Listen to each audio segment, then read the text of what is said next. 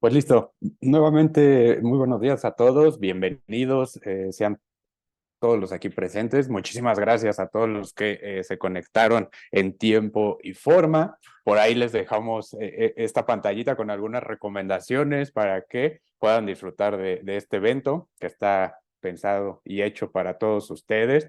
Revisar que tengan su audio y su video correctamente. Si pueden activar su cámara, se los agradeceríamos mucho, ¿no? Es padre vernos todos, es poco las oportunidades que tenemos para reunirnos, entonces si pueden activar la cámara y vernos, está genial para no solamente estar hablando con la pantalla. Y pues igual, avisarnos si nos escuchan bien, si hay algún problema, pueden escribirnos por el chat. Igual vamos a tener durante las sesiones, al final de cada una de ellas, un espacio para que podamos tener preguntas y respuestas. Entonces pueden ir escribiendo las preguntas que vayan surgiendo durante la sesión en el chat y al final vamos a responderlas, o bien al finalizar cada una de ellas, levantar la mano y activamos el micrófono para que puedan participar. ¿Vale? Igual, espero ya tengan todos su cafecito, su botanita, estén en un lugar súper cómodo, tengan su libreta, su bolígrafo para hacer anotaciones y arrancamos. Sean todos bienvenidos, espero que disfruten mucho de este Teacher Training edición 2023. Y María, adelante, por favor. Arrancamos. Thank you, Ricardo. Thanks everyone for being here. As this is a training for English teachers, I'm gonna try to speak in English at least half of today's agenda. So hello everyone, good morning. No, it is a true pleasure being here with you and extend a warm welcome to our annual teacher training. I hope you all got some vacation days and you're fully rested. I'd like to take a moment to say thanks to each and every one of you for your commitment, dedication, and the effort you put in your students and your community. Today's sessions are focused on addressing topics related to English language teaching and the tools that Becar and Oxford Education provides to the community, to Fundación Becar's community. We understand that the development of these second language skills in students is crucial for schools pursuing excellence. So, without further ado, let's start this event. Here's today's agenda, as you've seen in the screen. Earlier, some of the teachers signed up for this year's tutorial college certificate and started their diagnostic exam. For all of you, we wish you the greatest success in your certification. So it is time to start the first session called There Are Different Ways of Knowing and Different Ways of Showing. For this, I have the great honor to introduce you to Laura Belmar. I'm going to read her biography in Spanish. Laura cuenta con más de 32 años de experiencia como académico y docente en el aula. Además de tener la licenciatura en educación, tiene estudios en psicología educativa, educación musical y enseñanza del inglés como segunda lengua. También ha sido propietaria de instituciones educativas y consultora académica para colegios privados. Hoy en día es gerente del área académica de Oxford Education Group y también es presidente nacional electo para Alpha Delta Kappa, que es una sororidad internacional honoraria de mujeres educadoras basada en Estados Unidos. Es además invitada en temas de educación para TV Mexiquense. Laura, good day. I think you're already here with us. Thank you so much for joining us in this teacher training. I pass you the microphone and thanks so much for being here. Thank you, Maria. How are you? It's an honor. It's a pleasure to be with everyone. I'm very, very excited to meet you all. They didn't tell me I could bring coffee and botanas. If I had known, I would have brought them. Then it would be in equal circumstances, but it's okay. It's a pleasure meeting you all. Thank you for that kind introduction. And I would love for everyone, if possible, to turn on your cameras. You are all teachers. You know what it feels like when you're in a class and your students have their camera turned off, and it feels like you're literally talking to a wall. We all know that this environment is completely different. This environment per se brings difficulties. And if on top of that, you kind of like have the visual barrier, it really doesn't help. So it would be amazing if everybody would do me the honor of meeting you personally and seeing you personally. But without further ado, let's begin. So, welcome, teachers. Welcome, teachers. I'm very, very happy to see you and to start with today's session, which I hope is going to bring you and give you a new, or maybe not so new, perspective on how to work and how to relate and how to see a new way of working in your classes. So before we start, I would like all of you to, on the chat, write, which is your favorite grade to teach? We all have taught many different grades. We've all taught probably from kindergarten all the way through adults. But I want you to focus on that which is your niche, that which is the grade that you really, really enjoy the most. And just write it so everybody can see it.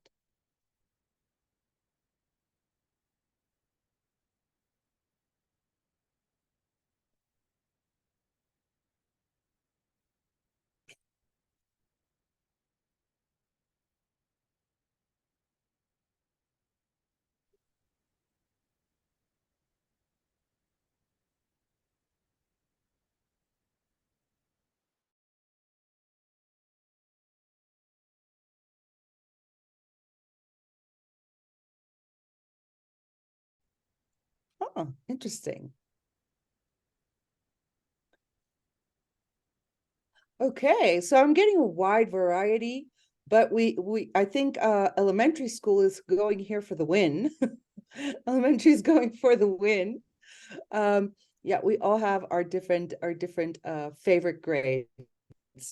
So the reason I ask you this is because I want you to focus when we're thinking about this and when we're working on this. I want you to focus on that grade that you particularly enjoy the most, so you can kind of like pull examples into your head from when you taught that grade and what you enjoyed from teaching that grade. Okay, so let's continue to the next slide.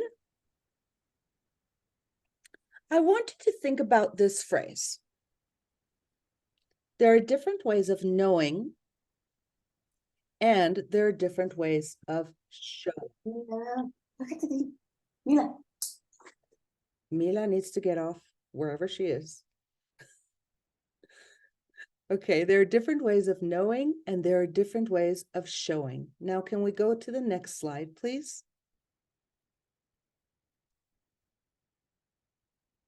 One size does not fit all. In fact, it rarely does.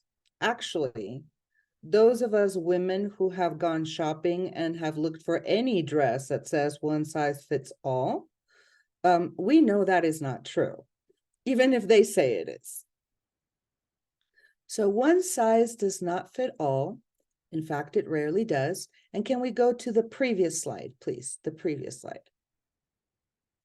There are different ways of knowing, and there are different ways of showing. Who would like to tell me what these two phrases bring to mind? What ideas come into your head when you see and you hear these two phrases? Just raise your hand and I'll call on you. I'd love to hear you participate. Any idea is perfect. Any idea is valid. Lupita, go ahead. Lupita. I think I think it refers that the way our students learn, okay, might be different in all of them. Everybody has a different way of learning. And of course, there are different ways of showing what we know, of teaching. Right? Okay, there are different ways to learn and there are different ways to teach. Exactly. That's what you're saying. Okay, perfect. That's one very good idea. Who else can give me an idea?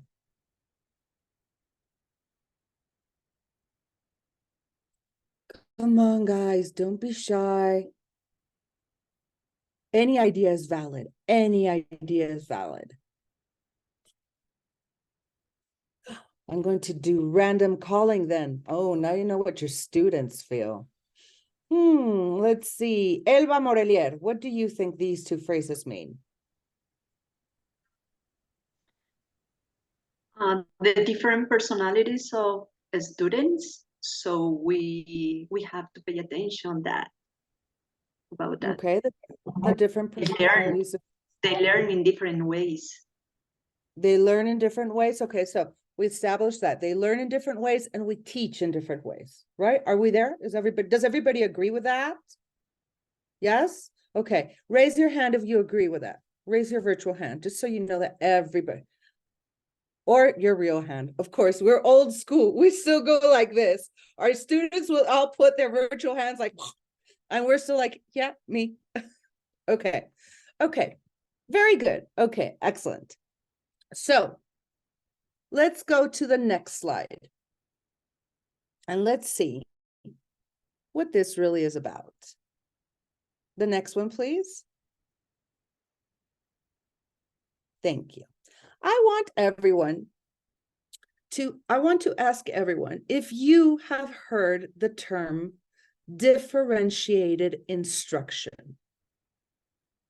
Differentiated, educación diferenciada, differentiated instruction. Have you ever heard that term? Some of you have, some of you haven't. Okay, that's perfect. That's why we're here, okay? We're here to learn about differentiated instruction. And let's see what it is. So, pop quiz for everyone. Pop quiz. Everybody, please take a sheet of paper and write numbers 1 through 10. 1 through 10. Any sheet of paper, a napkin, a servitoalla, anything will do. Okay, so write numbers 1 through 10. And I'm going to say the question, and you're going to answer yes or no, depending on what you think you know or what you don't know. Let's just think about the concept of the two words before we even start. Differentiated instruction. Instruction, we can take it away because we know what it means. It's teaching. But differentiating means, what do you think it means? What do you get from the word differentiation? So even if you don't understand or know the concept, you have an idea, right? So let's see what you think you know or you could know. So because differentiated instruction is a very, very complex set of words to pronounce so many times, like infrastructure, and we can ask our president about that, I am going to say DI instead of differentiated instruction for each question. I'm going to say DI, okay? So, question number 1, you just have to answer Y or N or yes or no, and you don't have to copy the questions. Okay. Is DI a relatively new methodology?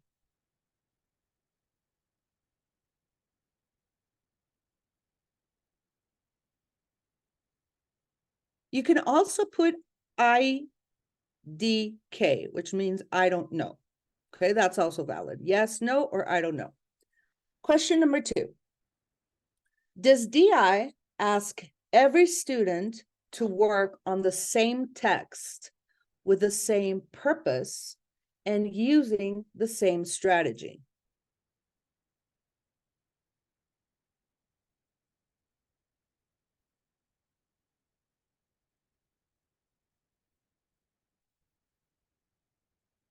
Number 3, is DI more complex than just providing different students with different learning experiences? We all came to the idea that the topic or the phrases in the beginning told us that we're going to talk about their different ways of learning and their different ways of teaching, right? So is differentiated instruction more complex than just providing different students with different learning experiences? Question number 4. Does DI give the same instruction and assignments to the whole class?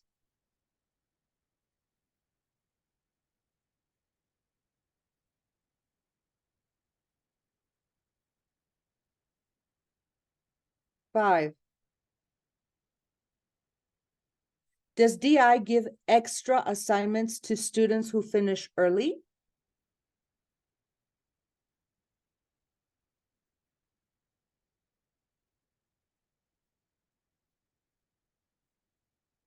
Six.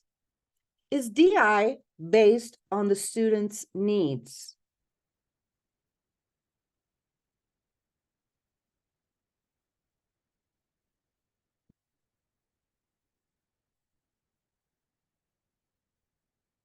Seven. Does DI consider students' readiness levels, interests, and learning styles?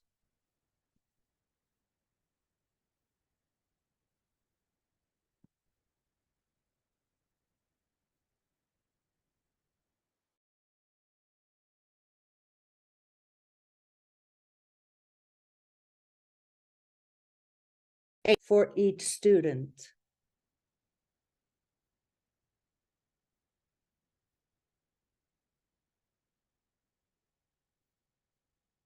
Nine. Does DI create permanent, labeled groups that never change?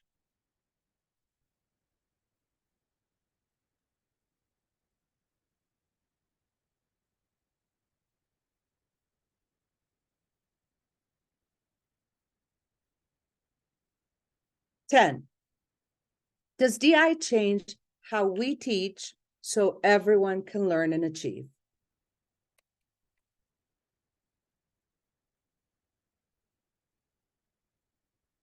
Okay, thank you. Now, can we go to the next slide, please? So, just like every human being has a unique thumbprint, every student has a unique way of taking in the world, processing the world, and coming out into the world. Okay? And when we want to talk about differentiated instruction, which we're going to see right now what it is, we need to pre-assess. So pre-assess means that you need to know before the instruction what is known about the subject, right? Okay, so raise your hand just like this, so we can avoid the ping, ping, ping, ping. Raise your hand if you pre-assess students before you actually start teaching a new topic. Okay, so most of you do. Okay, so most of you do. And who can tell me why is it important to pre-assess?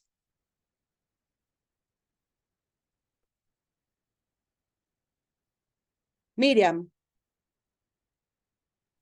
Well, it's really important to know, to diagnose the kids, so we know where are we going to start, what the levels are, and so we can plan what we're going to do with those kids. It's well, for us, I think it's absolutely necessary. Absolutely, exactly. Okay, so pre-assessing is for the teacher. Do you think it's for the teacher? Yeah, okay. Is it for anybody else?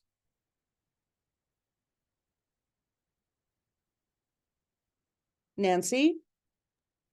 Yes, I think that it's also as part of a group. When you have the group, they start getting along and they start getting to know each other.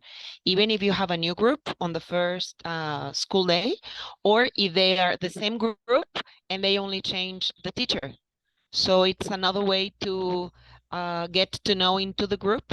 Yeah, you know, like the active students, the passive students, the stars in the class, things like that. Start with the social skills.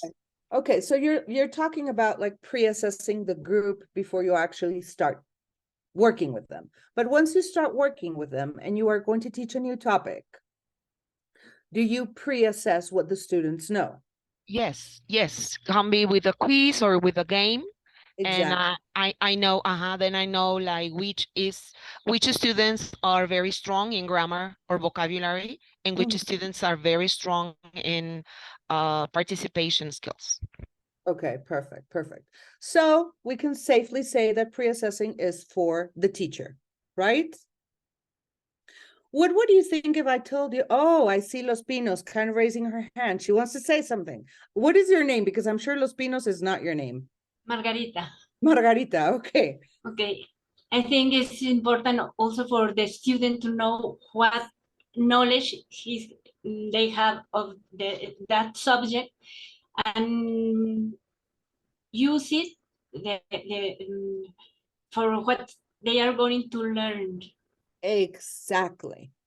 Pre-assessing is important for the teacher. Yes, it helps you know what your students know and more or less what you're going to teach and how you're going to plan, of course.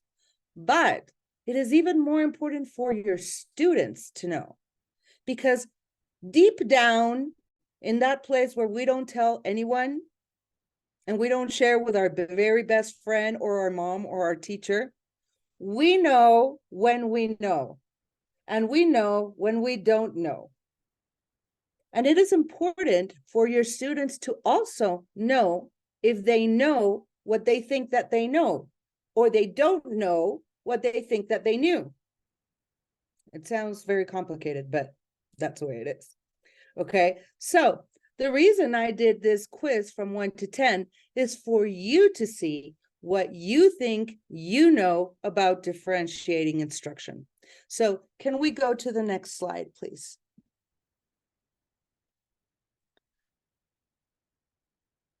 So now, please grade yourselves from 1 to 10 and check what your scores were.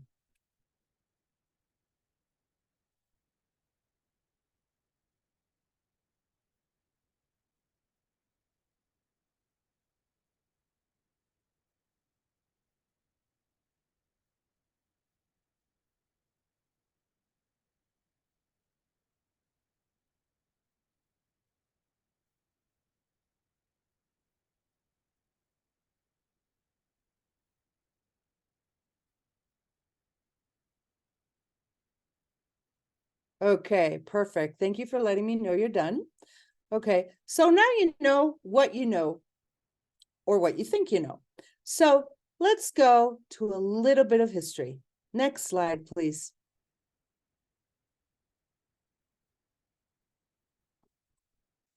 Let's go a little bit to the history of differentiated instruction. So if you thought that differentiating instruction was something that is really, really new, guess what? It's not. If we go back, and this is just an example of one educational system, okay? So if we go back to the history of Little House in the Prairie with Laura Ingalls, or Little Women with Joe March, there was one schoolhouse for children, not younger children, usually children aged probably 8, all the way through 13, 14, maybe a little bit older, that would go into a classroom. And in that classroom, they would be all together, and they had one schoolmaster. That schoolmaster had to cater and tend to students who maybe knew very little arithmetic, students who knew a little bit more, students who didn't know even how to write or say their letters, or students who maybe had a little bit of everything. And all those students were in one room with one schoolmaster. In our current Mexican education system, do you feel that this concept still exists? Margarita, where does it exist mainly? In small communities, Exactly. where there is only one teacher.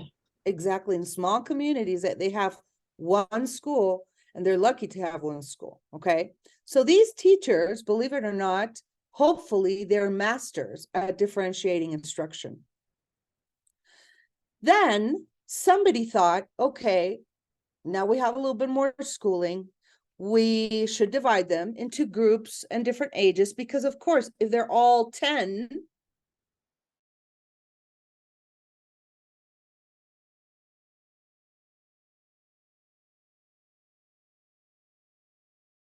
I included a newspaper clipping for the 8th grade examination for Bullitt County schools on November 1912. And these were the spelling words, the reading concepts, and the arithmetic concepts that were going to be taught. So basically, you just had to know what was going to be tested, and it didn't matter if you knew it, didn't know it, if you knew it by heart, if you memorized it, or even understood it, that was what you were going to get tested on, period. After that, a more inclusive education came by. A more inclusive education came by where they realized that they were leaving many students behind, okay? So from being everything like in a little box, we went back a little bit to having to do something. So what was a physical education teacher going to do with a girl in a wheelchair, for example? These teachers had to get creative and decide how to help a student that could not actually participate in playing volleyball or running around the yard or doing anything. Then, at least in the United States, and we have it in Mexico, and I have to personally say that I totally disagree. Then came the act, No Child Left Behind. This act in the United States meant that every child had to pass the grade, no matter what. And then we got that in Mexico. Every child needs to pass the grade, no matter what. And I'm sorry, myself, I don't agree. Sometimes kids need more time. They need a little bit more. And rushing them through the educational system without giving them time to mature, to fully understand, and to fully grasp concepts, that to me is a mistake. So this is a little bit of the history of how throughout history we have been differentiating on and off, but without being like really aware. And the last image that I included is a book that you can find it on Amazon. It's a very, very good book. It's called How to Differentiate Instruction in Academically Diverse Classrooms. And you have very academically diverse classrooms, am I right? So this book is for you, and it is a very easygoing book. You know, when different educators come up with different theories, like for example, when Howard Gardner came up with the multiple intelligences theory. Raise your hand if you have heard of the theory of the multiple intelligences. Okay, yes. Okay, so everybody started writing books about that. Other scholars started writing books, and other scholars started going into different other theories. Well, some of them were easy to read, and some of them were not easy to read. And the same thing happens when a new educational, or not so new, because as you found out, this is not new. Differentiating instruction is not new. People start writing books. And some of those books are easy to read. Some of those books are not so easy to read. But I do want to tell you something. I want this course to be for you like a McDonald's Happy Meal. Okay? I have been a teacher for, they said 32, but actually it's 34 years. I started when I was a baby. Really, really, really, in the womb. In the womb. I was teaching my mom, like, what trimester she was in. Anyway, so I've been a teacher so many years, and I've been to how old were you when I started? I was 18. So now you're going to do the math. Okay, so I started with when I was 18. Yeah, I'm my original profession, just a little, just to tell you because it's important. My original profession, I'm a professional singer. My mom was a singer, my grandmother was a singer, we were all musicians, and I had this very strict, it wasn't rude, don't worry. I had this very strict discipline of not going anywhere, not going to parties, not doing many things because I had to sing the next day or I had a tour, I had something. It was classical music, so don't think I was famous. It was just classical music. And so when I was 18, I didn't go to my prom because I was traveling, singing outside of the country.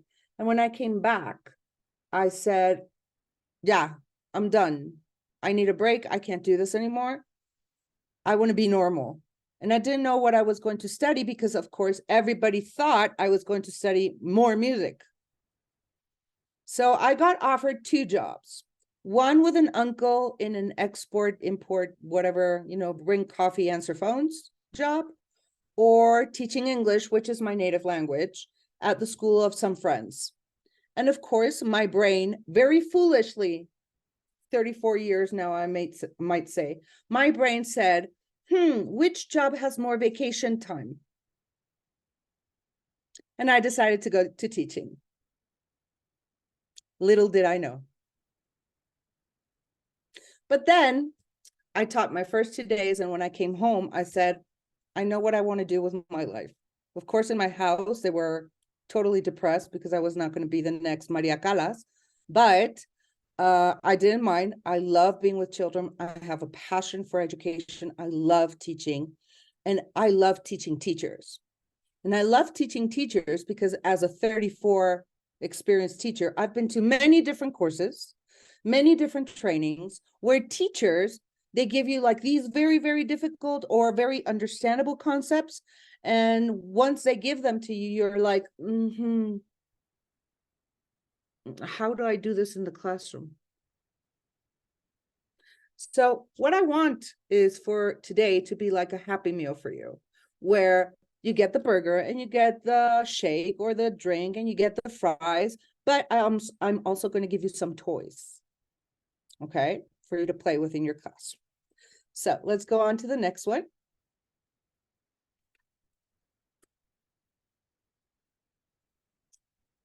So let's see. What is differentiated instruction in a nutshell? Differentiating instruction means shaking up what goes on in the classroom so that students have multiple options for taking in information. So that's where we go to what we spoke in the beginning, right? It's how they learn. But it doesn't stop there. It's not just how they take in information. It's how they process the information, how they make sense of different ideas, and how they put it out, how they express what they learn.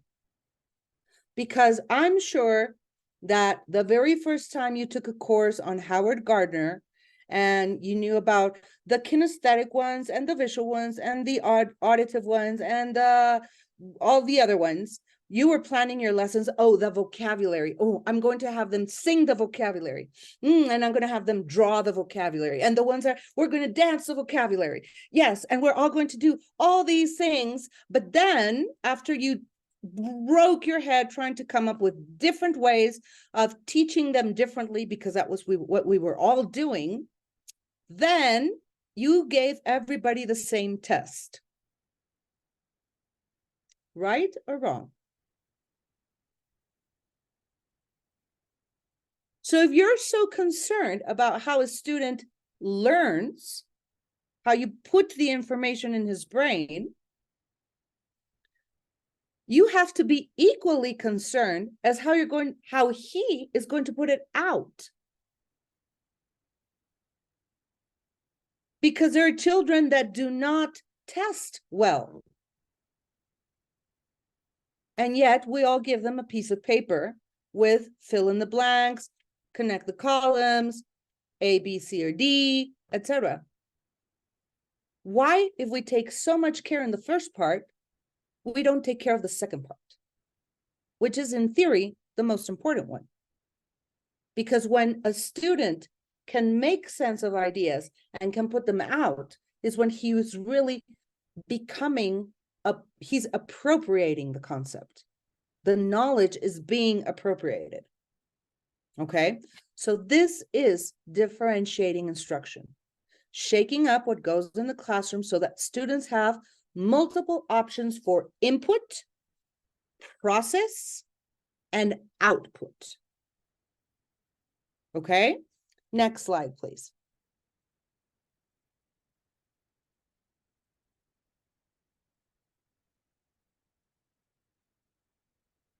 Thank you. So basically, what we're seeing here is that differentiating is a teacher's response to the learner's needs, not to the learner's way of learning, to the needs of the learner, okay? And it's guided by general principles, okay? A quality curriculum, tasks that are respectful towards them, that we can group them, that we can have continual assessment, that we can build community. But I'm going to focus today on these 4 yellow ones and the purple ones, okay? Teachers can differentiate through content. You will get this presentation, my dear teachers. Don't worry, you'll get it. I hope. Ricardo, you're giving them the presentation, right? Right. Okay.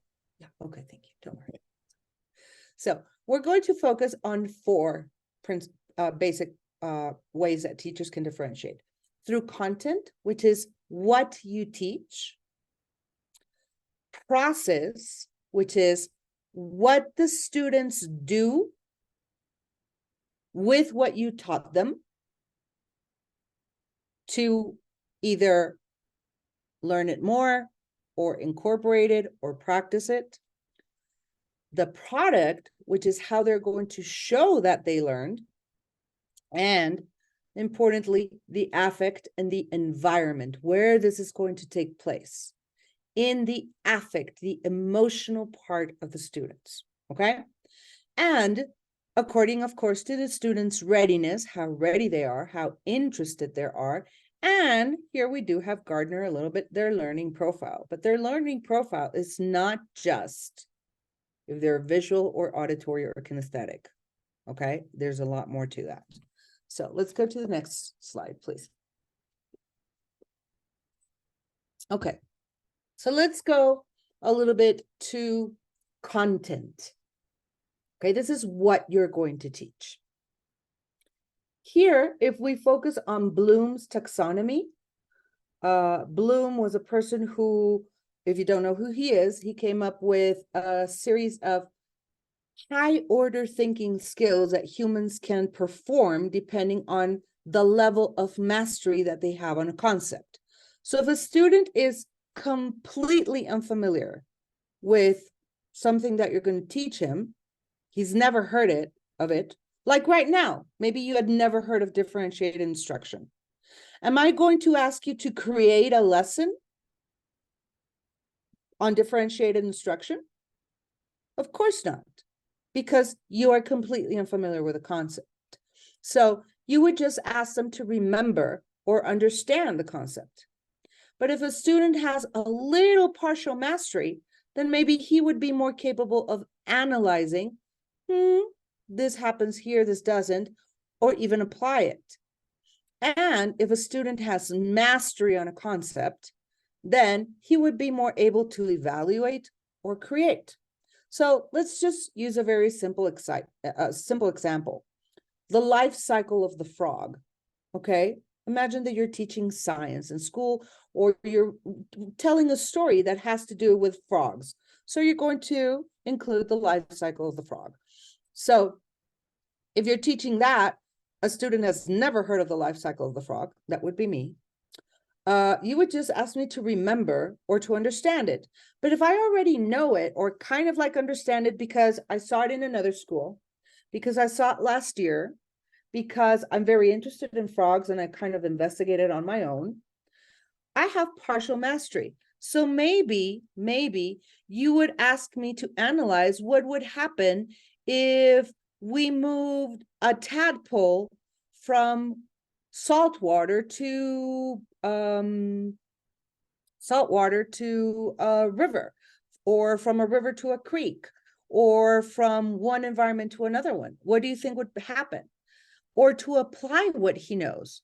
So with what you know about the life cycle of the frog, how is this similar or different from the life cycle of a chicken? They're both eggs, they're both embryos in the beginning, in the center. He would be able to do something different, right? And then if a student has mastery, maybe he could evaluate what would happen if the conditions in which a tadpole is being born were completely changed. What would happen if it were on the moon? Could we have frogs growing in the moon? Yes, no, why? Or to create the perfect environment to create a superhero tadpole. What would he need? What other things could you create? So if this content that I'm teaching, whether it is the frogs or vocabulary or anything that you're teaching, you have students that can be completely unfamiliar. Some have partial mastery and some have mastery. Do you teach the content at the same time to everyone?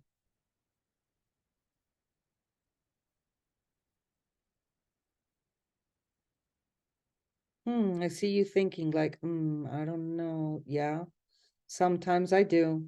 So if I already know the concept and you're starting to teach it, what's going to happen to me as a student? Am I going to be interested? Not at all. And if you take the concept and put it like in a, like ni Chana ni Juana, somewhere there in the middle, but I really have no idea. I don't even recognize the word tadpole. Am I going to be interested? No.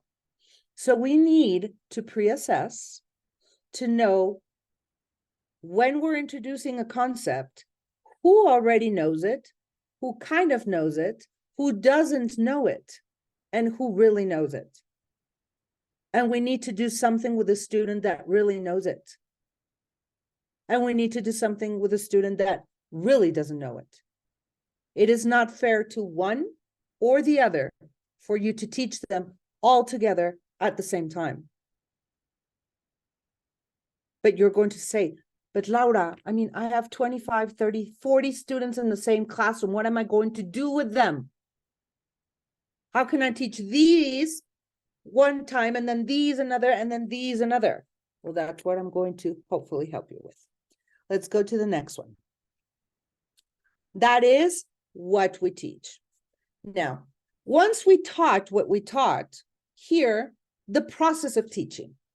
Here we do have to take into consideration, we can take into consideration the preferred learning styles. For example, here we might take into consideration if they're visual, auditory, kinesthetic, if they're more oriented towards words, etc. But we also need to work on the amount of teachers that need to work on them, or the individual, if they need to work individually, or they need to work one-on-one. If I need to pair students or make small groups, or if a student needs to be completely on his own to process the information. So that is also something that we need to take into consideration, the process by which he is taking in the information and working with it. Next comes the product. So we have the how we taught it, the process, what they were doing, what activities they were doing while they were processing the information, and then the output, the product. Not everybody gets the same test and you relate the columns, okay? The product is what students create at the end to show that they have mastery of the concept. And this can be anything from tests, because tests are real, they exist in the live world, and yes, we have them. But that's not the only way to test. That's not the only way for a student to show what he knows. We have projects that can be anything from a maqueta to a radio show, to a play, to a skit, to a brochure, to so many different things. Reports, creative reports based on their learning style. Maybe a child could invent a song that shows you that he understood the life cycle of the frog and that he sees what happens with it. Maybe a group of students can create a diorama showing you, or actually creating what would happen if we transfer these frogs to the moon. How would they be affected? Imagine a floating frog. That's interesting. Okay, next. The learning environment. This is very, very important. I have been to many schools to visit, doing what I do, teaching teachers or visiting schools just to talk about the Oxford education products, etc. And some schools are amazing. Some schools, a cancer wing in a hospital is happier and a cheerier place than some classrooms I have encountered. I swear to God. I've seen classrooms that it's just desks, chairs, the teacher's desk, a whiteboard, and if they're lucky, they get a mapamundi. Why? I don't know. Like, who still uses a mapamundi? And you're teaching English. So it was born here and then came here, and it's spoken here, here, here, and here. So to me, the classroom is like a petri dish. You know what I don't even know how you call that in Spanish. You know, where you put all these little bugs and life begins to form. A classroom is where the classroom life forms, where everything, all the interactions and all the wonderful things that come from what you do come out. So imagine that you have a classroom that's just blank. It's not motivating visually. It's not motivating energetically, let alone visually. It's not motivating energetically. So the classroom layout is really important.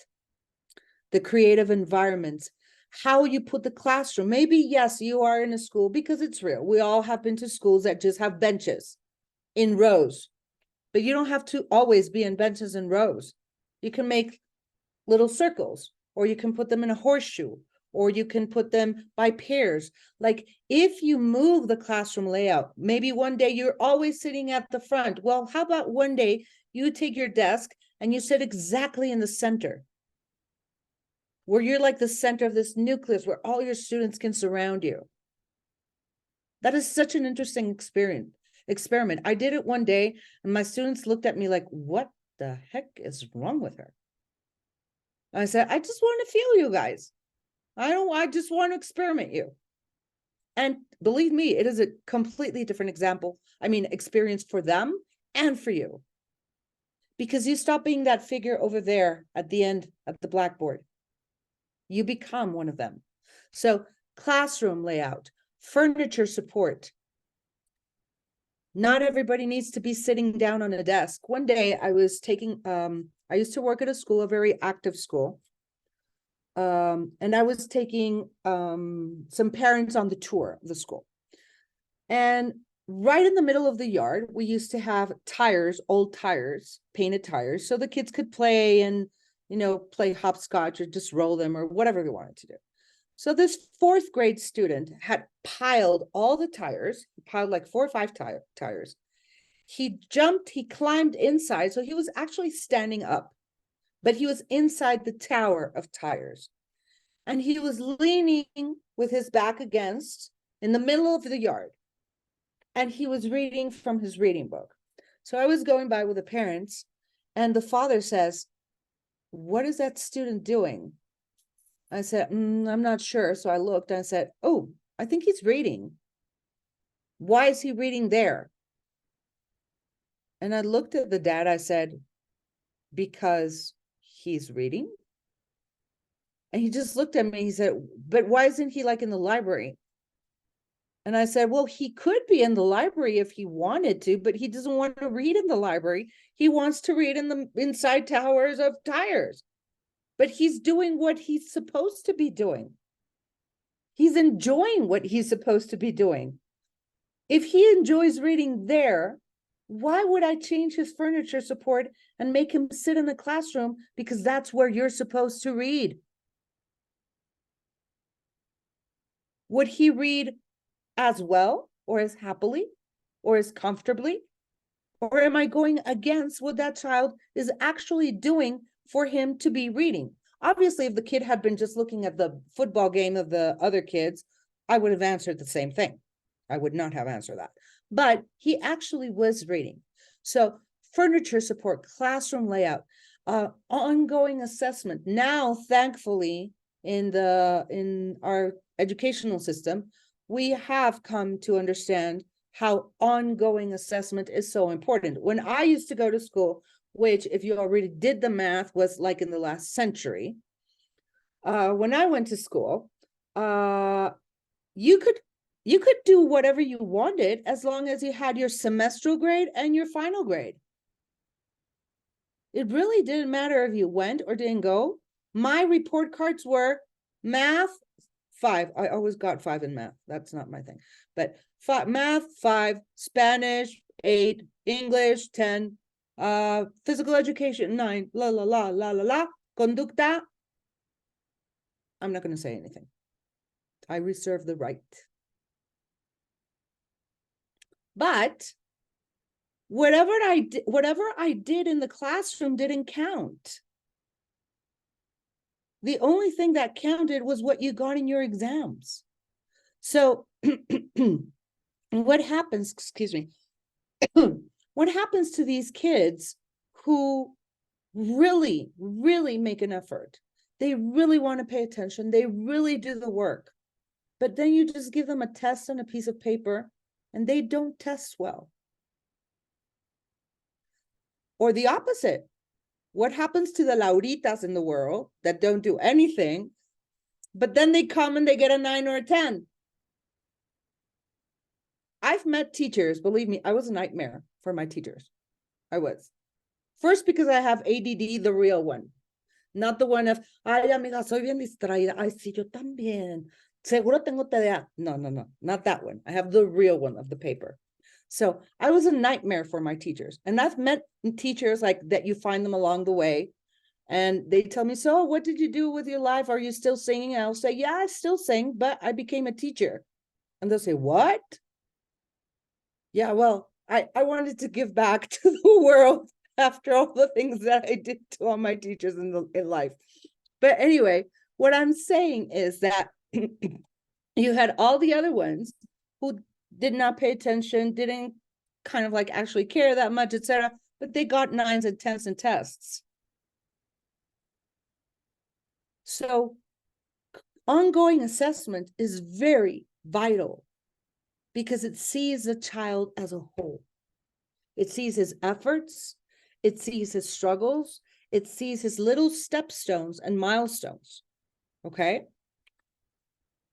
And of course, as I said first, creative environment. And last but not least, let's go to the next slide. The student traits, okay? So I'm going to start with readiness. It refers to a student's knowledge, understanding, and skill related to a particular sequence of learning. Okay, if he knows what we said, if he knows a little bit, maybe not so much, maybe a lot, if he understands and his ability to work related to a sequence of learning. So only when a student works at a level that is both challenging and attainable for that student, that learning takes place. If it's too easy, I'm not going to pay attention. If it's too difficult, I'm not going to pay attention. If it's not given to me in a way that I can understand it, even if it's not too easy or too difficult, I'm not going to pay attention. You need to know that your students are ready, okay? It has to do with students' interest. It refers to those topics or pursuits in your students that evoke curiosity and passion in a learner. So highly effective teachers, they attend both to developing interests and undiscovered interests in their students.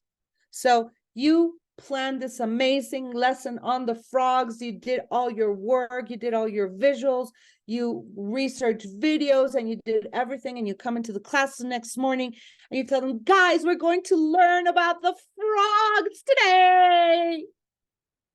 And your students go like, and maybe one of them goes, yes.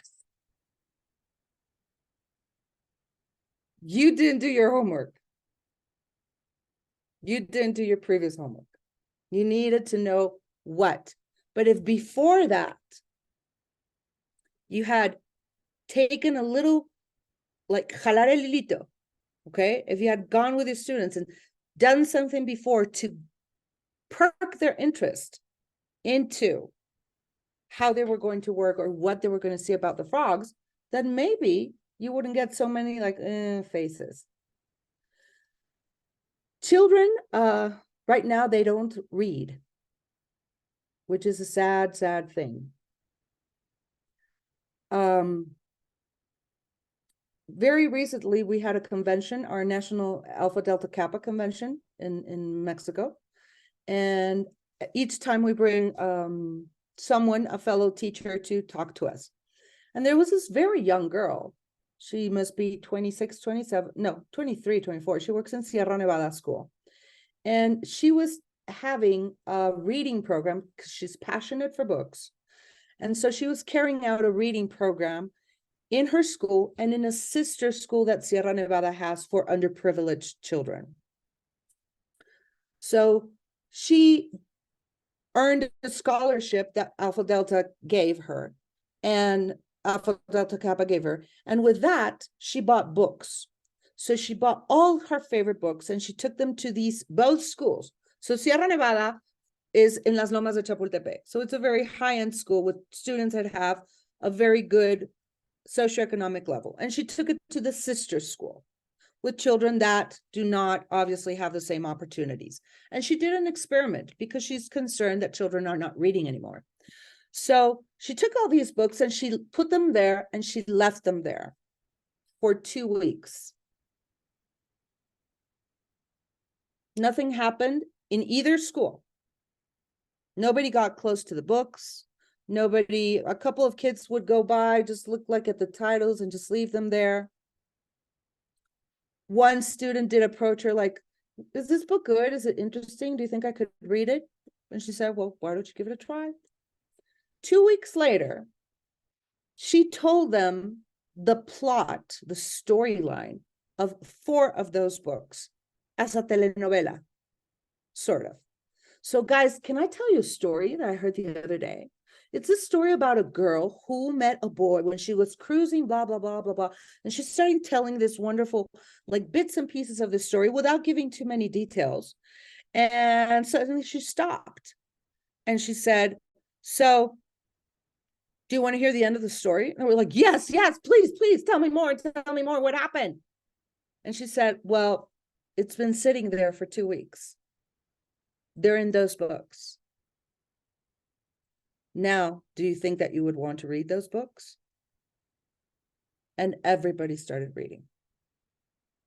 So that's just like a little teeny tiny example of how if you can pique the interest of the student, your lesson is going to be completely different.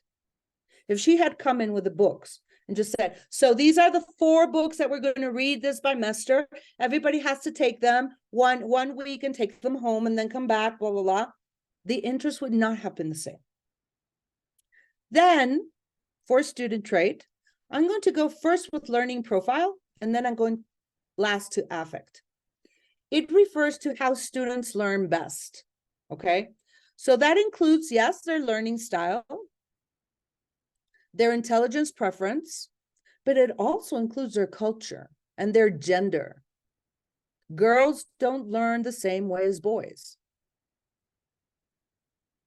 It's a different way. So if classrooms can offer and support different modes of learning, it is likely that more students will learn efficiently. So also focus on the learning profile. And last, I want to go to the affect. And this has to do with how students feel about themselves, how they feel about their work, and how they feel about the classroom as a whole. And I put this little girl over here. Look at her. She doesn't seem to be very happy. And you can't see because of the format, but that little sign that she has on her hand says help.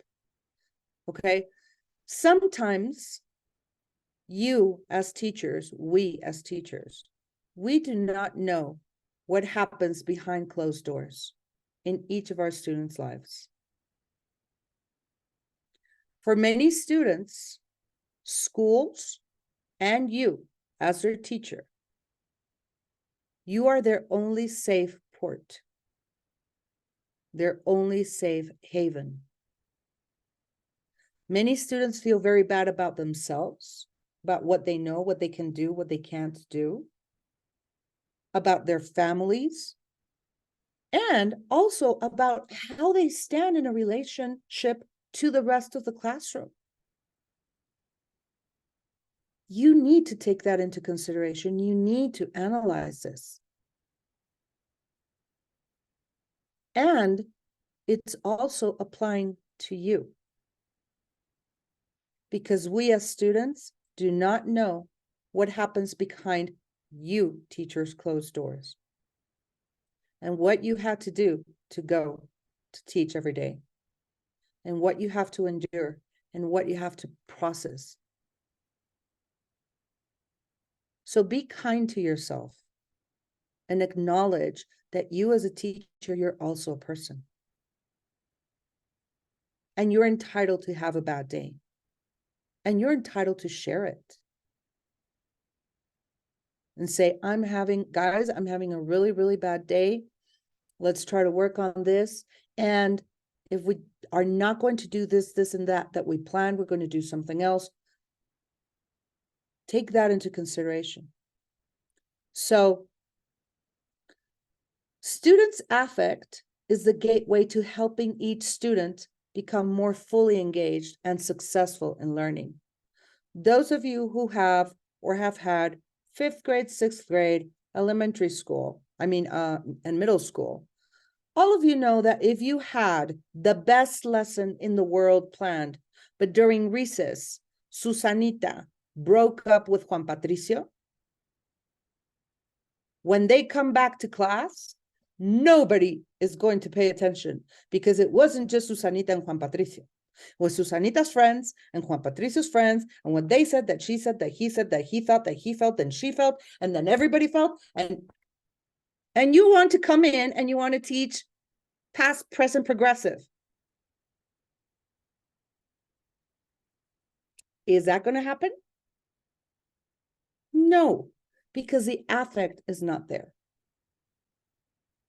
So you need to learn to read your students. And you need to learn to say, okay, so no, present progressive, not going to happen right now. Okay, let's talk about this. I'll do that later. But if you say, no, my program says that I have to do this, it's going to be ineffective for them and it's going to be ineffective for you. Nobody is going to learn. Okay, so student traits are the most important thing. You being able to read your students, to understand your students, and to know how they feel about themselves, how they feel about their work, and how they feel in relationship to the classroom. Because a classroom is a mini society. And each person in that mini society needs to feel important, needs to be seen, needs to be respected, and needs to learn. Okay? So, Richard, what time am I supposed to finish? Just so I know where I am in time. I'm not good with time. I just said I have ADD. So, what time am I supposed to finish? You have another 20 minutes? Oh my God, 20 minutes! Okay, but if you need more, no problem. If the audience need another minutes, you can use. So can we make it 25? Yeah, no problem. Okay, perfect. 30 minutes. Okay, so enough with the choro mareador of Laura Belmar. Let's go to the next slide. Because yeah, this is a lot of theory, but I want you to see it.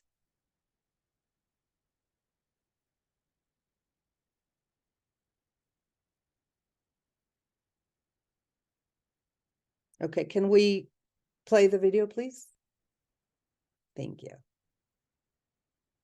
Oops, there's no audio. Careful, careful. Stop. Go back. Always happens when you share a screen and you forgot to put share audio. I know. That's why I asked someone to share screen with me, for me, because I can't do that. So up to here. How are we doing? Thumbs up, thumbs in the middle, thumbs down, thumbs mixed up. Okay, good.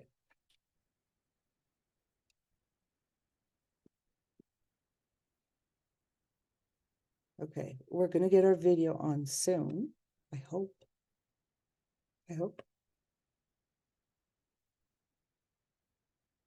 There we go. You know, you go through a unit, whether it was math, social studies, or English, and at the end of the unit you had a test. Then you moved on to the next unit because you had to get through all the chapters by the end of the school year. And some kids would do well, some wouldn't. Some kids got good grades and some didn't.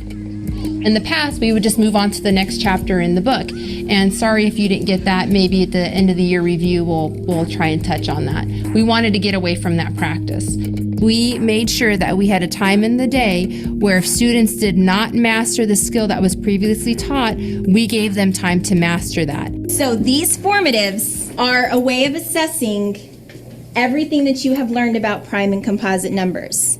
So we're going to go ahead and get up our math offices. Put your first, last name on this test. Is this a test that you have to take really fast? No. What we do is we teach an objective, and that objective is calendared out for us. And at the end of teaching that objective, we would give a formative assessment, which is usually on Friday. Objectives usually last about a week. And based on the results of that formative assessment, we know if students have mastered that concept or if they have not mastered that. Then what teachers do is they get together as a grade level and they look at their formatives and they look at what students mastered that formative and which didn't, and they divide students into the reteach group and into the enrich group. And so how many reteaches are you looking at? I'm looking at 5. You're looking at reteach, yeah. Crystal, do you have your number yet? Yes, 9. Matt, what were your numbers? 8. One of the things that we found through our experience with reteach and enrich is that the teacher who had a very good turnout on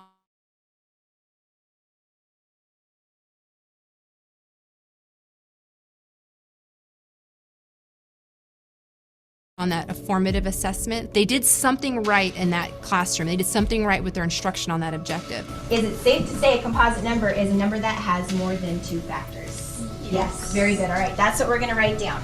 So we felt that that teacher would be the most appropriate person to teach the reteach group. I think they just need a little more time on this is what it looks like. Exactly. Well, I'm open to doing reteach for prime and composite. What about what you've got planned, Matt? You had some enrichments planned, didn't you? Yeah, I did. I put 3 enriched programs together, 3 activities. I took what you had, and then I took what you had, and I took a sample on Marilyn Burns, and I just kind of read all 3 of them, and I redid them on my board, on one of the poster boards, and I wrote it in like a child-friendly version of the divisibility rules? Yeah, and I gave an example underneath each one. All right, so are we all set? Everybody feel comfy? Sounds good I think to me. so. Cozy? That following week, every day, Monday through Friday, from 12:30 to 1 o'clock, we have Reteach and Enrich going on school-wide. So the teachers that are teaching Reteach, they have that Reteach group, and they stay with that group of students for that entire week. The enrichment students, they're split up, and they would rotate between all of the other teachers in that grade level. Today in Reteach, we're going to be going over prime and composite numbers. I think reteach is kind of nice because if you don't understand something, you won't go on until you understand it, so you won't be confused with anything else. And the teachers do help you. I realize that it's not really bad, it's just that you just need a little bit more help with it. You guys did really well on your formative last week, and so today is your chance to do an enrichment portion. I really want to challenge you, and I'm giving you that option. Do you want to do prime and composite 0 to 100? Or do you want to try prime and composite 0 to 200 using those digits? With a thumbs up, how many of you guys want to do 100 to 200? All right, I'm going to go for the 200 too, and I'll help you out, and I'll help you out as well. We knew that it worked because the very year that we took our AIMS or our standardized tests, our school became an excelling school. Our achievement is the highest in the state of Arizona, so that's something that we're very proud of. When we hold students accountable for very specific standards, and we expect all of them to know that standard, then we hold ourselves accountable for getting that job done. And that is a very significant shift from simply saying, you know what, I made it all the way through the textbook. Okay, thank you. We can stop the video.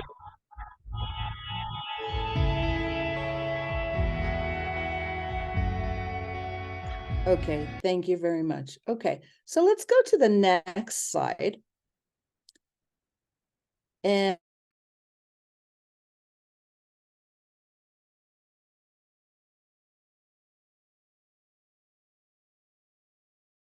out into random breakout rooms. And what I'm going to ask you to do is to talk with the people in your group about differentiated instruction, if you use it or think maybe when I started this workshop, you thought you had no idea what it is. And then as we have progressed, you might be thinking, oh yeah, I actually do something a little bit like that, not exactly, or I would like to do this, or I would love to do this, but they don't let me in my school. Or talk about where you are so far. Talk about examples that maybe you have applied or witnessed or not witnessed. Just talk about it quickly and try to come up with a conclusion about how you feel as a group, okay? So we're going to break you out randomly. I'm going to give you just 10 minutes. They just told me I have a little more time, so I'm excited. And I'll see you in 10 minutes, okay? Ready? On your marks. Get set. Breakout room.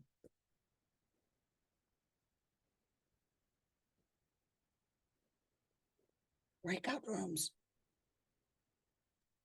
Breakout rooms. Okay, join. Go.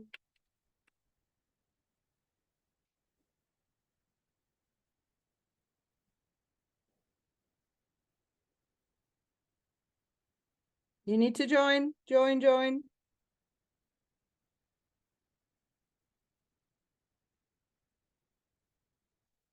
So it's 11:19. At 11:30 we come back.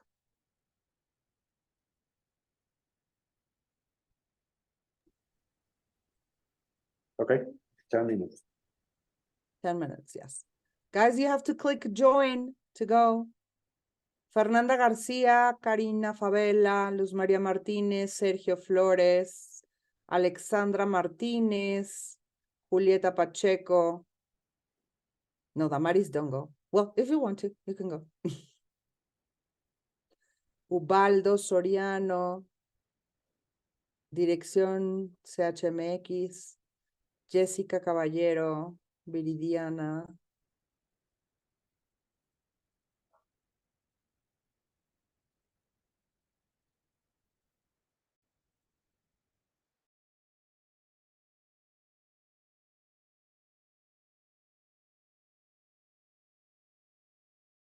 Okay. I'm not sorry. I'm going to try to go to the rooms because he are co-host, but the moment it change.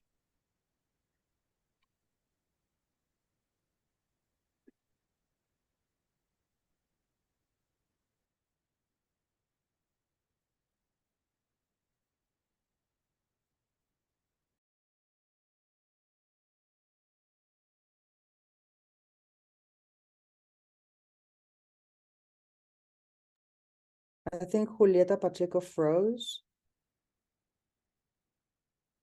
No.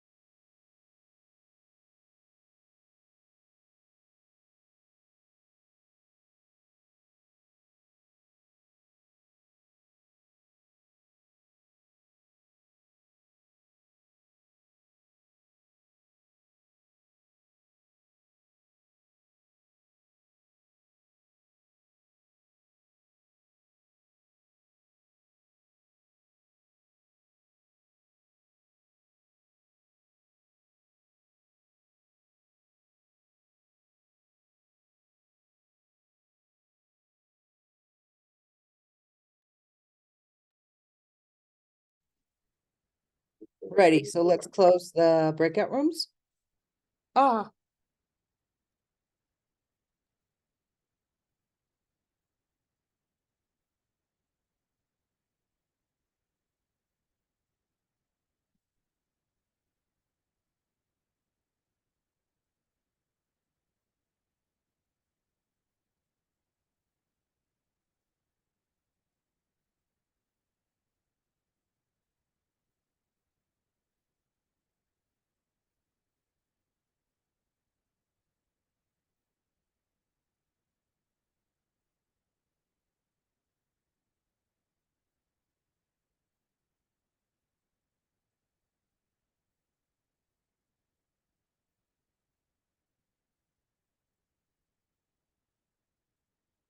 Okay, we're just waiting a few seconds for everybody to come back.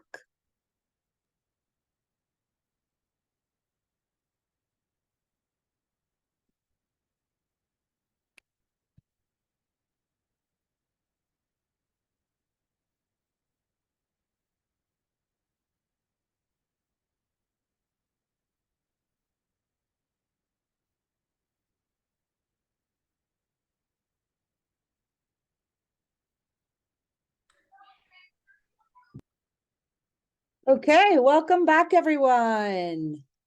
Welcome back. I hope you had fun. I hope you could discuss a little bit about all this. I hope you really could share a little bit about your practice, what you see, what you feel, what you've learned, what you knew, what you didn't know, and that you could sort of like dive a little bit deeper into what we are talking about today, which is differentiated instruction. So very quickly, if one person of one of the teams could share what you discussed in your team. Let's see. Do you want to raise your hand, or do you want me to choose someone? Lupita, raise your hand. Welcome, Lupita. Tell us. Thank you. Well, I guess we all agreed on what a difficult part would be is the number of students each group has. I mean, one of our of the people we were talking to said that he had like 49 or 53 students per class. So it is kind of difficult. Yeah, kind of difficult to like personalize, and also the different levels students have. That sometimes in November or in February, a new student adds to the group, and maybe it's a student who has never had English classes, and to have like extra time to help that student is something very difficult. And we all agree that the video, the techniques used in the video about reteach and enrich are wonderful, not only for English, but for all the subjects. Very good. Anybody else would like to share? Of course, Miriam. Okay, thank you. In my group, we were talking about the same our experiences with this. And well, most of our mates were saying that, well, it depends on the lack of time in schools because of the system they had to work. And the school policies do not help a lot. They want results, but they do not help a lot. And also it depends on the methodologies in the school systems. Regarding the video that we just watched, we do believe also that getting real data from after teaching one topic and getting the real data through an assessment and separating the levels is the best way to teach, because you focus on the lack of knowledge of one group of students and then do something different for the to do enrichment with the other ones that fulfill the ability or the topic that they have to learn. It works very well, and that would be like the ideal way of working. Also, we were sharing about like working with stations in the school. It helps a lot because you can teach one topic and then practice the different abilities in a more freer way. But that would be That would be wonderful if we all could do it. Okay, very good. I know, believe me. I've been a teacher in many schools. I've been a teacher in many grades. And I know that you guys have a passion. You have a talent. And I know the problems that teachers face every day. I'm not an academic that just studies education and talks about education. I've lived it. I remember the first time that I taught 6th grade, I was 18 years old. And one day I ran out of the classroom crying, saying, what the heck am I doing here? Why did I choose this? I know what it is. So that's why I know that students are difficult. Parents are even more difficult. Administrators, yeah, we're difficult sometimes. But I really commend you and salute you, because if you're here, it's because you like what you do. And that, for me, is a profound privilege. Working to teach all other professions, to me, is a privilege. And I'm privileged to work with teachers and students that I give them a little piece of me, but they also give me a little piece of them. And that all in itself is a profound, profound blessing. So, because I've had scholars give me a whole bunch of theories that I can't apply, let's go to the next part. Next slide, please. I'm giving you examples of how to differentiate instruction by content. All these are going to be in your presentation. All these are examples of things that you can do, how to differentiate how to differentiate instruction by content. Audio, video, Cornell notes, curriculum compacting, highlighted material, mini lessons, varying supplementary texts, visual graphic organizers, vocabulary lists, assessments. Next. I'm giving you also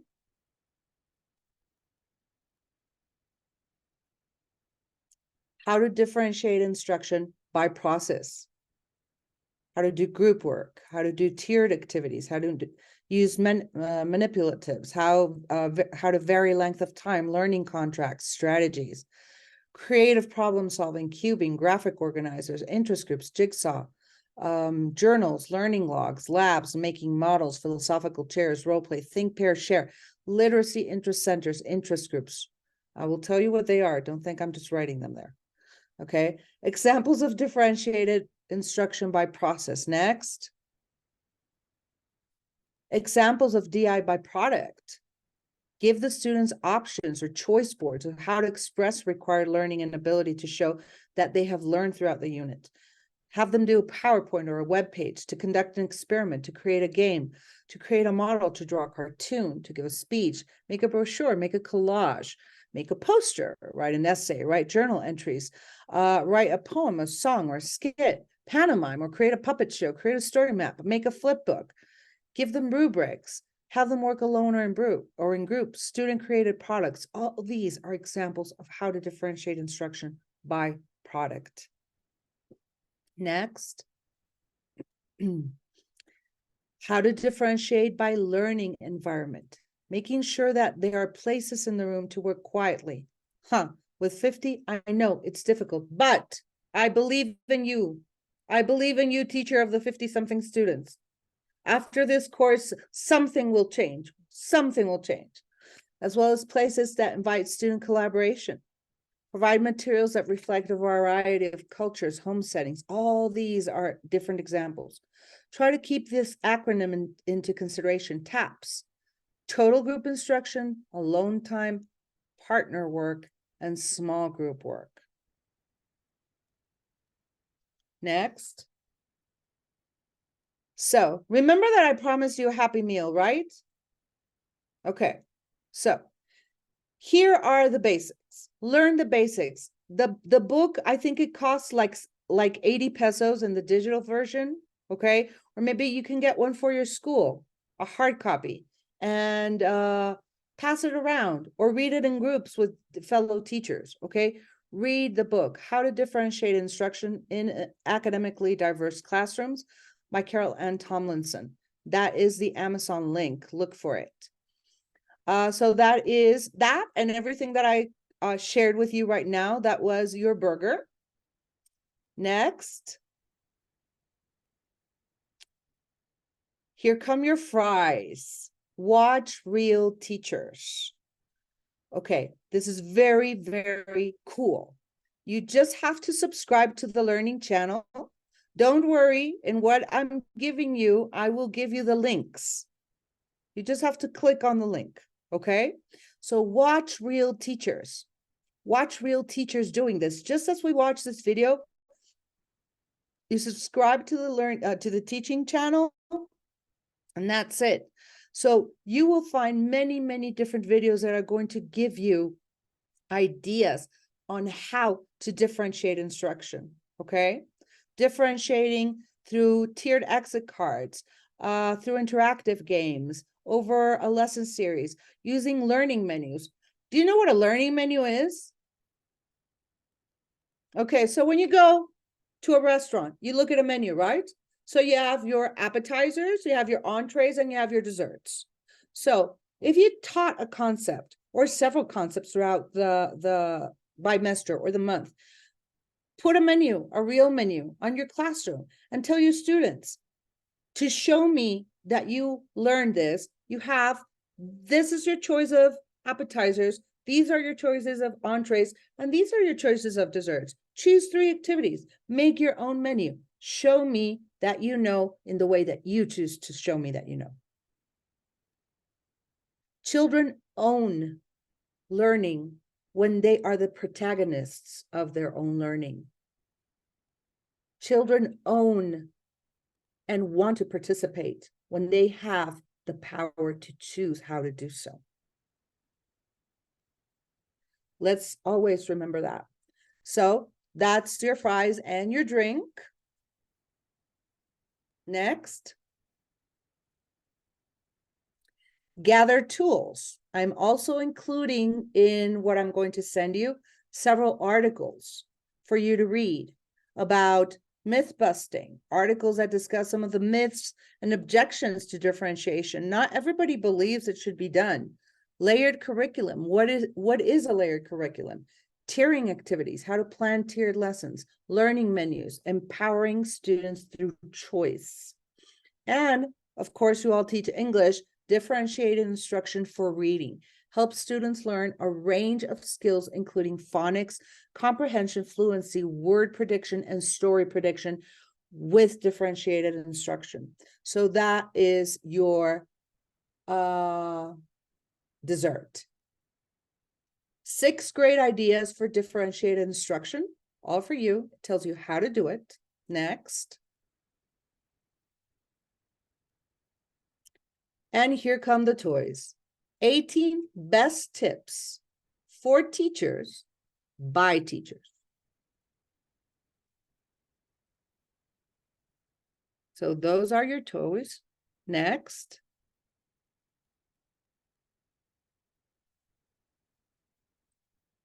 Next.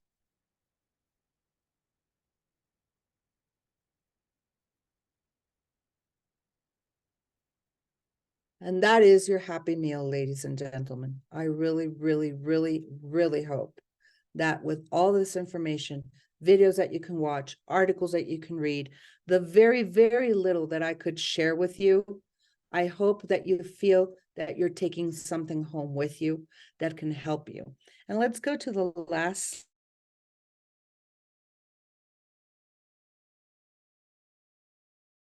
slide by Sir Ken Robinson. Raise your hand if you know who Ken Robinson is. You don't. Okay. Your homework for today, ladies and gentlemen, is to Google Ken Robinson. Okay, please. He was an amazing, amazing, amazing scholar who shared So many important and interesting views. Let me write it in the chat. Sir Ken Robinson.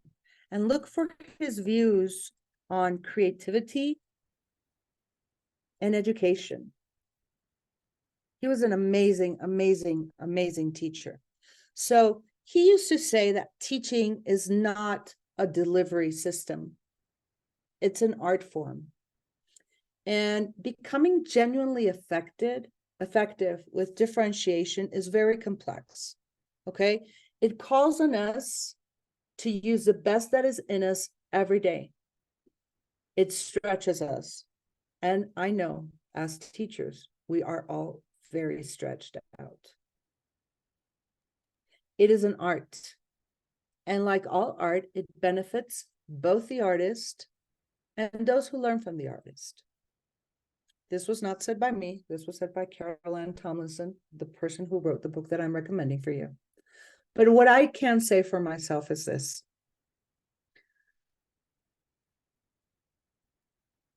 What you do from the heart, very few people can do. What you do touches lives. What you do inspires. And what you do changes how one little boy or one little girl comes in the morning and goes home at night. So bear that in mind, because as much as it is a privilege, it is also a huge responsibility. We not only work with minds, we work with souls. And everything we do, everything we say, can make them or break them. So take this home, and if anything that I shared with you, anything that I taught you today helps you to change one student's life, then my job was done here today. So thank you very much. It's been a pleasure. It's an honor. It's a privilege. I love working with teachers, and thank you for your attention. And now I think we're open for questions and answers. Am I right, Richard? Yes, thank you. Thank you, Laura. It was amazing. Thank you for your participation. We can have a couple of minutes if anyone is interested in share some doubts, comments. Please raise your hand and we can help you out, or put us write us on the chat. Mm-hmm. Or put me out of my misery and say, I hated it. You could do that too. Could be. Nobody has questions. Oh my God, I'm that good. Miriam has a question. There we go. Miriam. It's not a question. I just want to congratulate you because you really talk to the heart. And I can tell this is not something that it's like brand new. It's something that I believe that we all teachers know, and we would be crazy and very happy that we could do it on a daily basis. But I think it's little by little, but I really want to thank you for all this information. It's really valuable for me, and of course that I'm sure that in your school we're going to apply what we learned. Thank you so much. Thank you, Miriam, for your words. I really appreciate them. Thank you very much. Okay, so I think we don't have any questions. So that's wonderful. That means that everything was good. Isn't it nice, like when you teach the lesson and everybody says, yeah, I understood. Okay.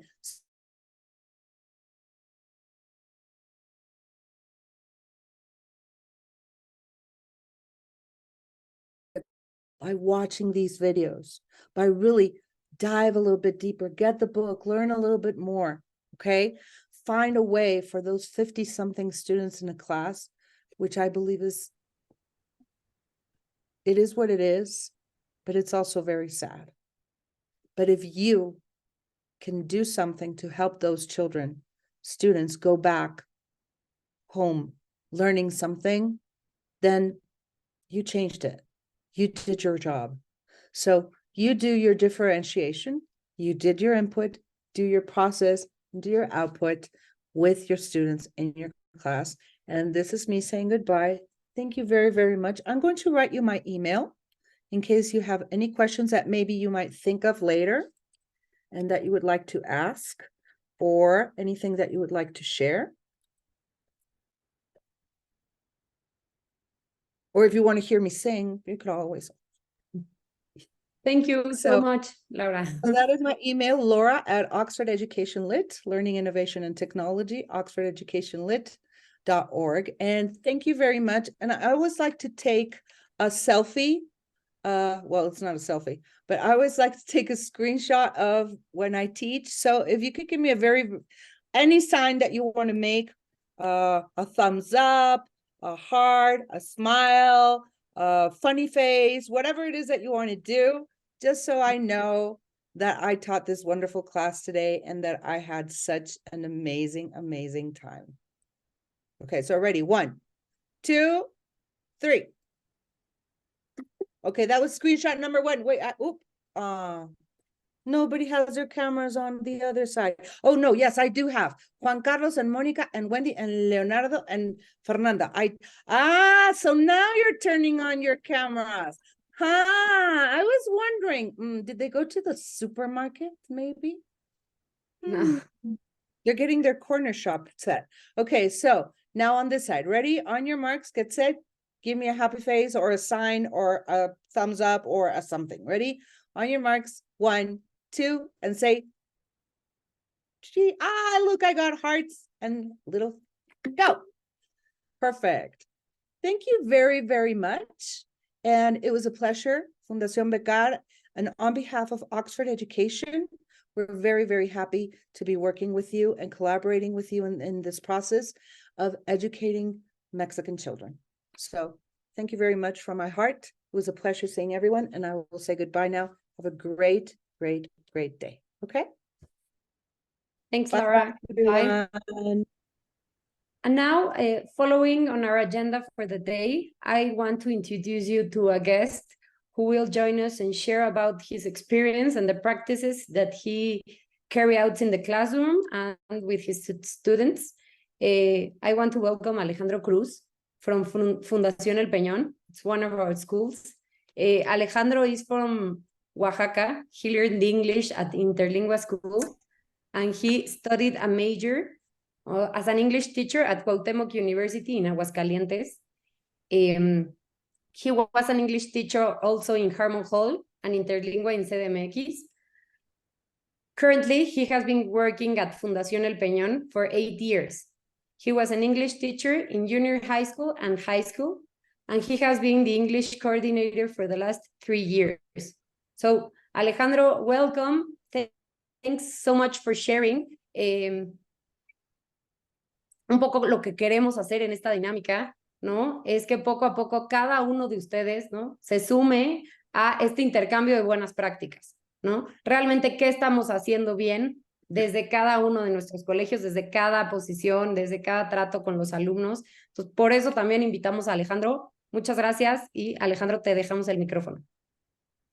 Okay, thank you everyone. Thank you teachers for being here. And thank you, Maria, for inviting me to this training. I will tell you in general what we have been doing so far in this school to tell you what is considered some good results. Let me be clear that we are not getting the best results, of course, but we are in the process to get those results that we want.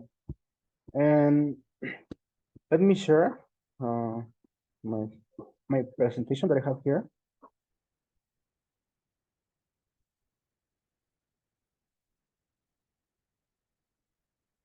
Let me know when you see it. Yeah, we can see it. Okay.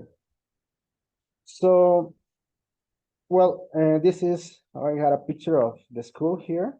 At the beginning of the year, we always tell our students what the goal is what we have to achieve at the end of having classes at El Peñón. So I show them these graphs and I tell them that we have to reach one of these levels according to their needs, according to their levels they have. We know that we have different levels in the classroom. So we try to motivate them to reach one of these levels. And well, after showing them these graphs, well, we share with them the previous results of the other generations at school. That way we make them to do their best in classes. And we tell them that they have to do better than the other ones. And of course, we talk to them individually to tell them that what they could reach according to their levels, right? So it's a way of motivating them and to tell them that we hope something from them. So that way they are part of this project. Well, we have in this school, we have the Interlinguas methodology, which is a private school in Mexico City and other states. This methodology is based on the eclectic method. Something that I really like, the eclectic method is, the mix, the combination of different methodologies. So that way we use it in our classrooms to make the students feel happy and they enjoy it in class. And well, here we have a picture of the material we have, and we use this material for the speaking skill. It is important to develop the skills, the speaking skill in our students, so they can communicate with other students that I will mention in a moment.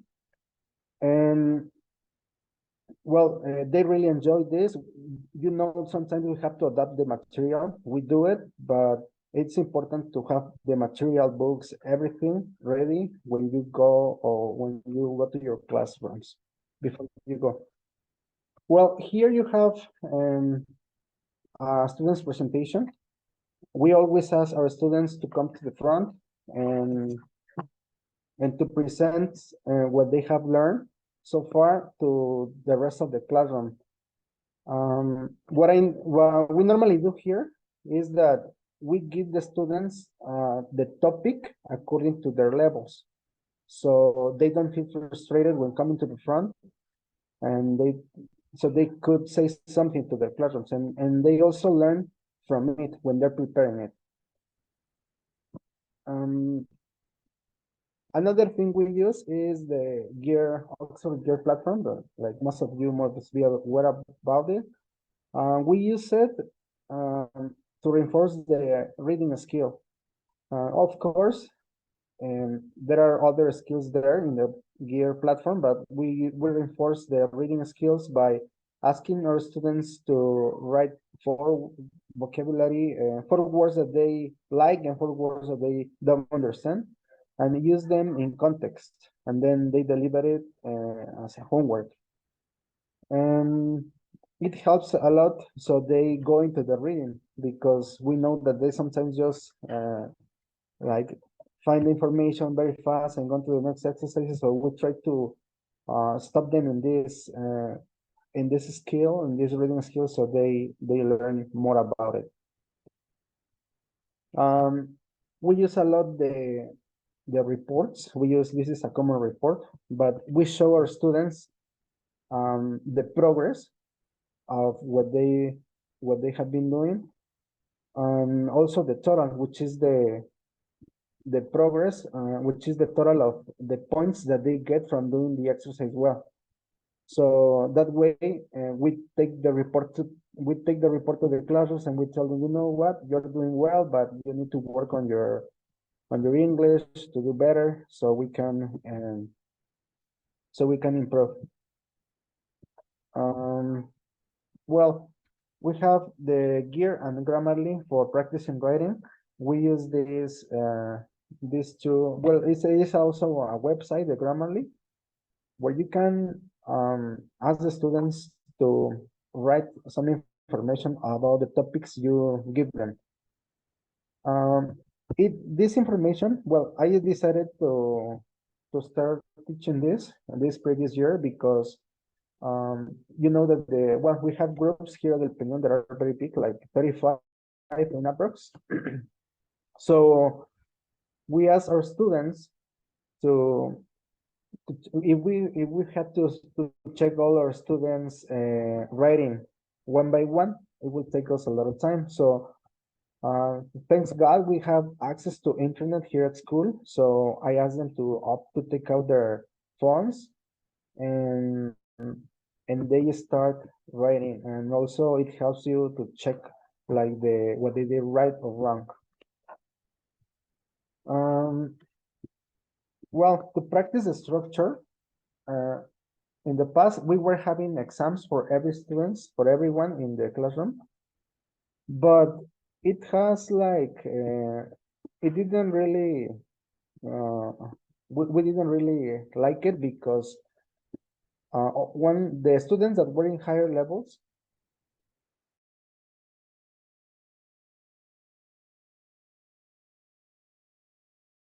we found this website, which is the Test English, and we asked our students to get into these websites and to do the exercise, to choose what they want to reinforce themselves.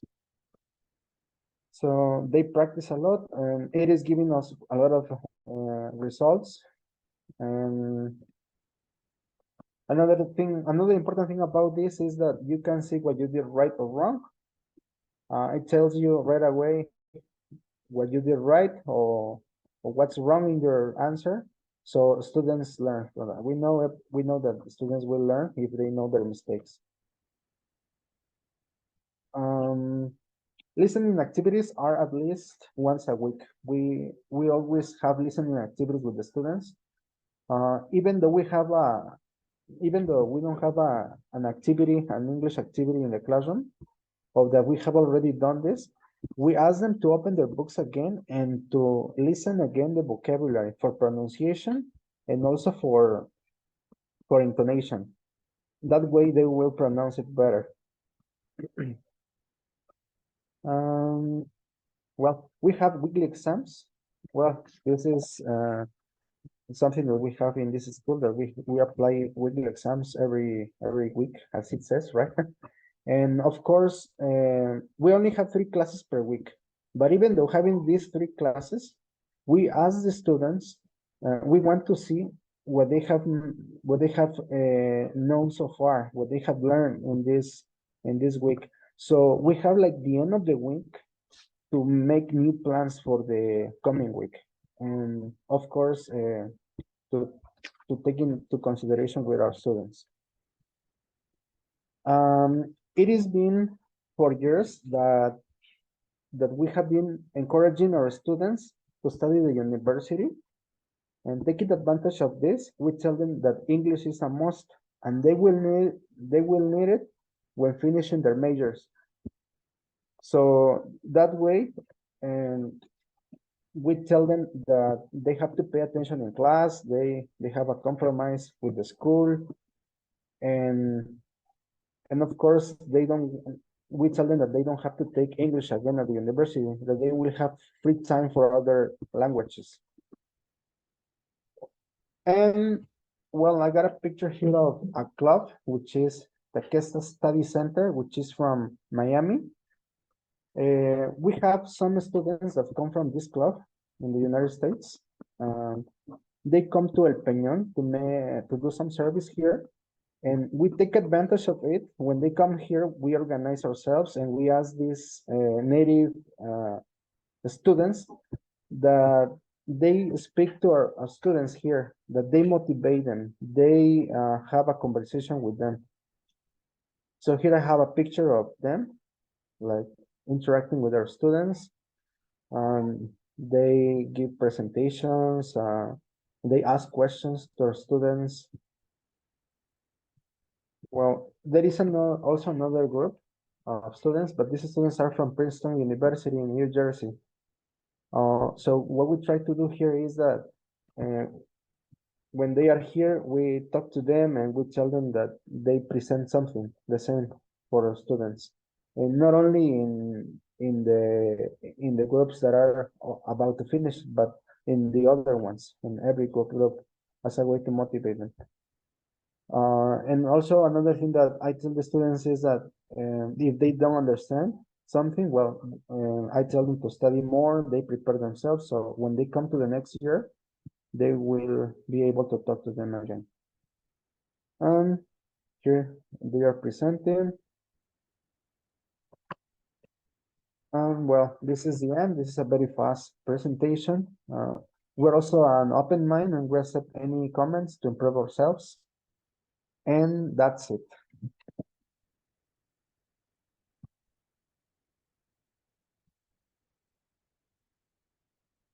If you have any questions, you can ask me. I can help you out. Thank you, Alejandro. Yes, if someone would like to ask a question, Alejandro, something more specifically at the practices that they do at El Peñón, please raise your hand or open your microphone.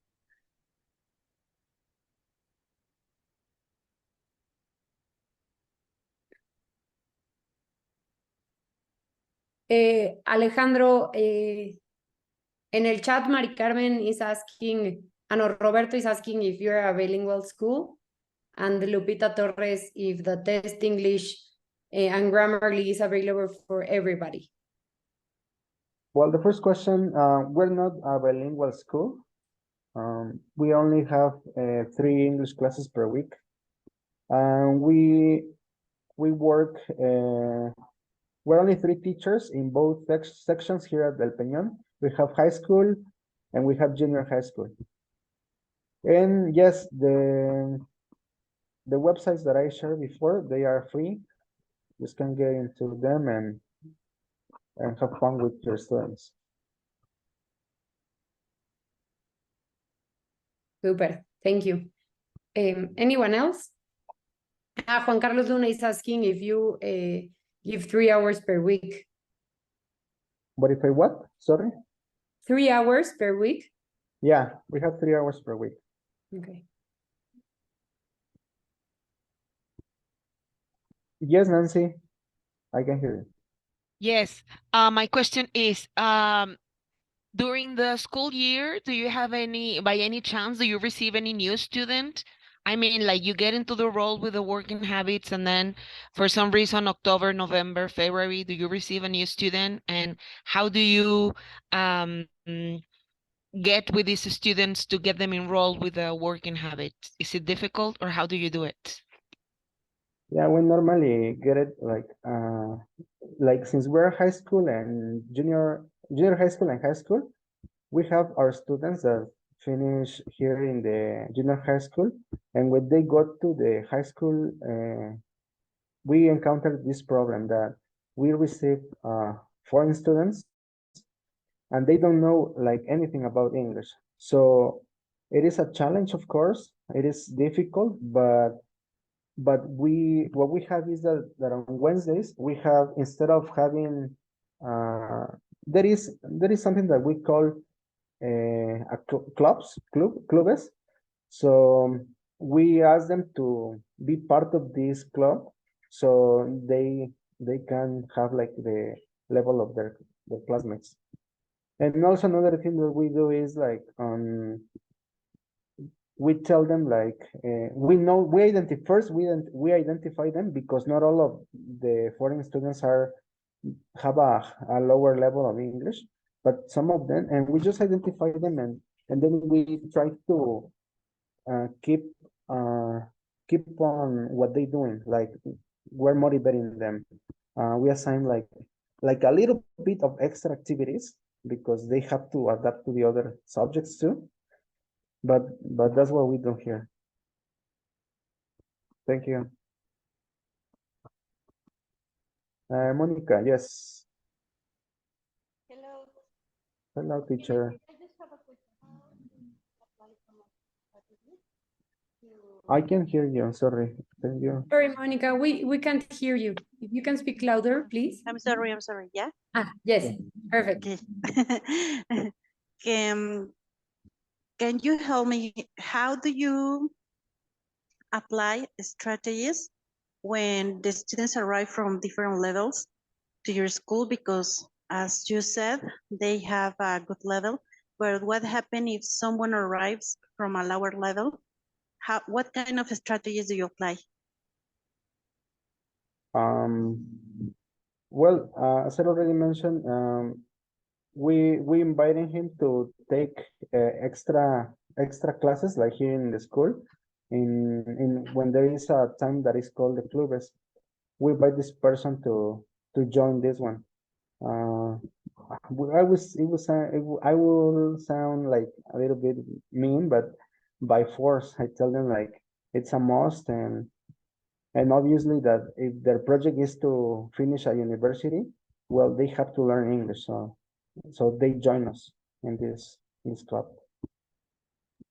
Thank you. Yes. Also, Alejandro, we have another question of Roberto. How do you measure your students?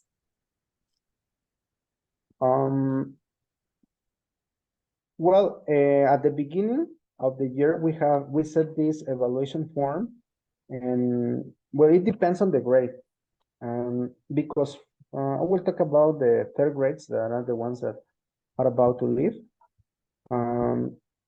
For those students that were for being here for many years, since an exam will be like the best thing, or will be what they will be evaluated at the end. So most of the evaluation will be on the exam. Yeah, and the other ones, they have other parts of the evaluation, which is the homework, and also this gear platform we have, because it is also a tool to practice and to achieve what we are expecting from them. And also we consider the homework. Those are like the most basic things we only have in our schools: homework, the gear platform, and I'm sorry, I forgot the weekly exams. Thanks, Alejandro. And that's it. Because we need a break, we only one more question. Mari Carmen Moreno says, how many hours do you have for that extra class? I mean, when you receive new students at the middle of the scholar year? We just have 2 hours of classes on Wednesdays for those students to become a little bit better in English. Excellent. Thank you, Alejandro. And if you have more questions,